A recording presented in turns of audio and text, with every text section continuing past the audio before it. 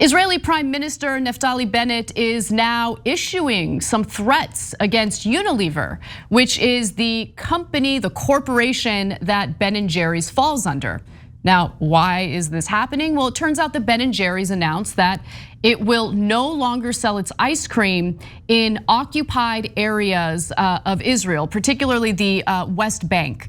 And this led to some backlash from the Israeli government, and I want to share those details. So first, a little context. Ben & Jerry's said in a statement on Monday that it had informed its longstanding licensee responsible for manufacturing and distributing the ice cream in Israel that it will not renew the license agreement when it expires at the end of 2022.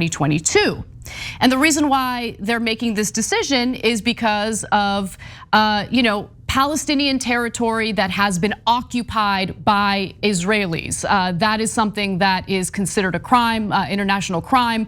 The international community has condemned it, with the exception of the United States. And so Ben & Jerry's wants to take a stance on this, and inevitably that has led to some pushback. Let's start with the prime minister, the relatively new prime minister, Naftali Bennett. Prime Minister Bennett spoke with Alan Jope, CEO of Unilever, which owns Ben & Jerry's, and made it clear that he views with utmost gravity the decision by Ben & Jerry's to boycott Israel, and added that this is a subsidiary of Unilever which has taken a clearly anti-Israel step. Also, Israel's foreign minister has weighed in and criticized the decision on Monday as a surrender to ongoing and aggressive pressure from extreme anti-Israel groups, and said the company was cooperating with economic terrorism. And so the statement from the Prime Minister, Francesca, was essentially that the Israeli government plans on fighting back aggressively. I don't know what that really means, right? So what are the consequences supposed to be when you're talking about a company that has decided to take a political position on something by not selling its product in an area that is occupied, right? They have their own values and their own ethics on this issue, and so they're following through on that, but the Israeli government is issuing kind of like this vague threat about it. Yeah, I mean, it is especially ironic given the year that Israel-Palestine, and specifically people living in the occupied territories and occupied Jerusalem, have experienced. To call something like a nonviolent boycott of an ice cream company's, to call that terrorism when you see the state-sponsored terrorism that the state of Israel has been raining down on the Palestinian people for decades, and especially this year, right? So, and it all is part and parcel of the fact that Israel has an agenda to stop any kind of resistance, right? So the question I always ask Zionists is, what kind of Palestinian resistance or what kind of civil resistance from the international community in support of Palestinian human rights do you accept? Right? If you say that you don't support, the actions of Hamas, right? That's fine. If you say you don't support, let's say, nonviolent protests, we know that the IDF regularly open fires with live ammunition on young protesters and kills them. If neither of those things are okay, then what is okay? Is an economic boycott that is nonviolent internationally okay? Clearly the answer is no. And they're running scared, man. How else do you get triggered by Chunky Monkey? Like how do you, and it's because you know that throughout our history, right? Throughout world history, that boycotts work. That whether it's the civil rights movement in the South and companies that boycotted segregated states, or whether it's in South Africa, apartheid, right? And the companies that boycotted that regime, leading eventually to isolating it economically and diplomatically, and leading for it to change its policies. It is a well-worn tactic. It is a nonviolent tactic. But again, they see the writing on the wall and they're trying to jump out ahead of it. Yeah, what I think is so fascinating is, various camps, various groups that refuse to ever take any responsibility, or more importantly, see foreign relations or even domestic politics through a nuanced lens. So that's certainly the case in Israel, where on one hand, of course, you can understand the importance of a place for Israelis to live safely without any fear of retaliation from Hamas or any other group of people. You want a situation in which people can live in peace and prosper. On the other hand, it seems as though for a very long time, especially in US media, any effort to justifiably criticize the actions specifically of the Israeli government in their aggression toward Palestinians, whether it be in Gaza or the West Bank or East Jerusalem, has resulted in the most insane accusations of anti-Semitism, of hatred toward Jewish people, which is, I think that's absolutely insane, right? It's a way of shutting down the conversation immediately, and I think it's wrong. I mean, you see similar actions on the left in regard to issues like Syria, for instance, right? On one hand, you obviously can say we shouldn't, invade Syria, we shouldn't do intervention in Syria, but you can also look at Syria for what it is, and you can analyze and critique the actions of Bashar al-Assad. But like this absolutism that I'm seeing in various international issues is toxic and awful. And honestly, the people who see things in a black and white way and then urge everyone to see everything through their lens, they're not helping the situation at all, at all. That kind of black and white thinking doesn't lead to any real solutions on the ground.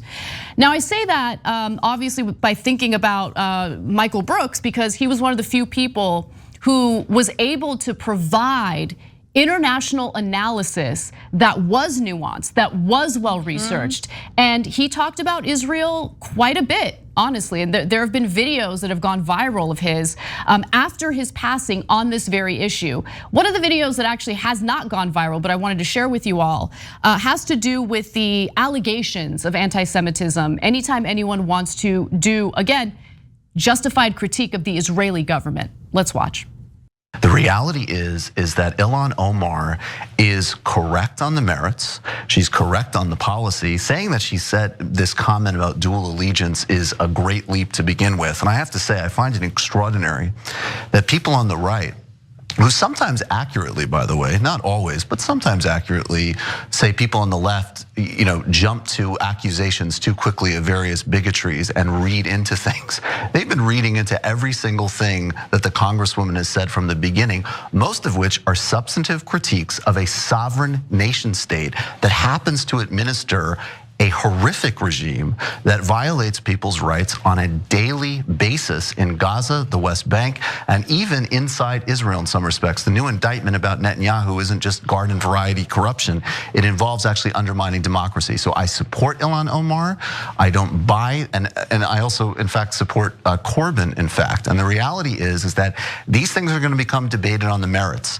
And we're not gonna have a false equivalency and actually drag down the profoundly serious issue of anti-Semitism by equating it with all criticism of a sovereign nation state that administers apartheid in reality. That was a debate that Michael did on I24, and I highly recommend everyone look up that video on YouTube. You will enjoy that debate. But Francesca, I wanted you to jump in because I can hear you, kind of agreeing with what Michael said there. Yeah, absolutely. We need to pull these things apart and we need to call things what they are. If it's a human rights violation, if it's illegal under international law for Israel to be occupying the West Bank. And when we say occupying, we mean further encroaching. There's never been a status quo, sadly, in Israel-Palestine, meaning there's always more settlements. What does that mean? There's always new roads that only Israeli settlers can drive on, can use. There's always diversion of water, of land access. There's toppling of olive trees that have been there for thousands of years. There is constant displacement. This is a moving, you cannot be neutral on a moving train, as Howard Zinn once said, right? And that is Israel-Palestine perfectly. And here's the thing, we see every time the right likes to weaponize their brands against causes, right? Like gay people getting married and living in peace and harmony and love? Yeah, so like, Chick-fil-A, go for it, right? Hobby Lobby, oh please deny all the birth control you can from your workers. That is all fine and good. That's not cancel culture, that's not censorship. But then when it comes to Israel, the right and the Israeli lobby are so knee-jerk when it comes to a private corporation taking its own action to try and do what it can to mitigate the continued suffering of the Palestinian people. And one of the ways is say, hey man, I'm not gonna have my products sold in these illegal settlements. That makes all the sense in the world. And I would actually add that, people on the left could pressure Ben & Jerry's to even withdraw their ice cream from Israel itself. Because Israel doesn't see a difference between its occupied territories and itself. And we know that a lot of boycotts have asked, let's say, Stevie Wonder and other artists to not perform in Israel as a sign to say we don't support the actions of this government. It's not to say we don't support Israeli people, that we don't support, their right to live in peace and all of that to defend itself. But this is a highly unequal situation. This is a defenseless population in the case of Gaza being completely bludgeoned by one of the most, if not the most advanced military on earth.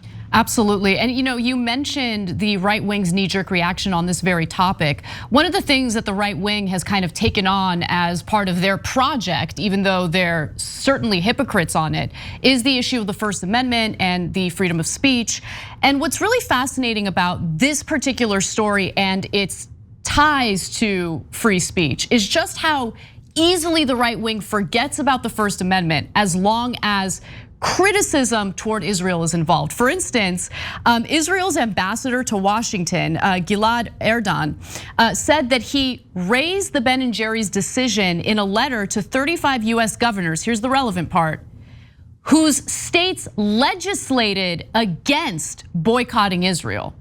So remember, we've talked about in previous episodes of the show about how right-wing governors or right-wing state legislatures have legislated against the BDS movement, which has this not been challenged in the courts? Because regardless of what you feel about the boycott divestment movement, we're supposed to have freedom of expression in this country. We're supposed to be able to engage in political action, political speech without the government retaliating against us.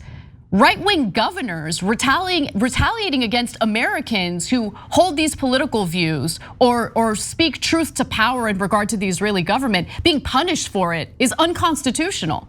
But the right wing doesn't mind this at all. That's totally fine. Yeah, and I do think, it is disappointing to know that senators like Elizabeth Warren and Bernie Sanders have supported the, anti-BDS calls and legislation in Congress. And that everyone save for, I believe there were 16 progressive Congress people who did not support an anti-BDS policy.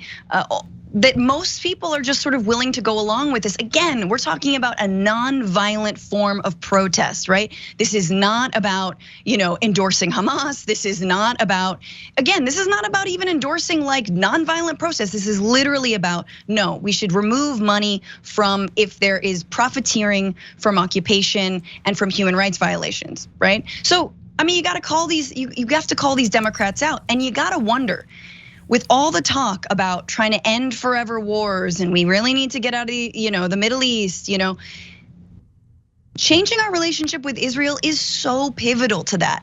So folks like Sanders and Warren and Kamala Harris and Cory Booker, who all voted for this anti-BDS legislation, should be held accountable. How do you expect the United States to extricate itself from its terrible role in the Middle East without changing its relationship to Israel, without changing its relationship to Saudi Arabia? That absolutely, Saudi Arabia and Israel, they might seem like enemies, they very much work hand in hand when it comes to baiting the United States into more war, into more aggression. They love it, they can't get enough of it. Thanks for watching The Young Turks, really appreciate it. Another way to show support is through YouTube memberships. You'll get to interact with us more. There's live chat emojis, badges. You've got emojis of me, Anna, John, JR. So those are super fun. But you also get playback of our exclusive member-only shows and specials right after they air. So all of that, all you gotta do is click that join button right underneath the video. Thank you.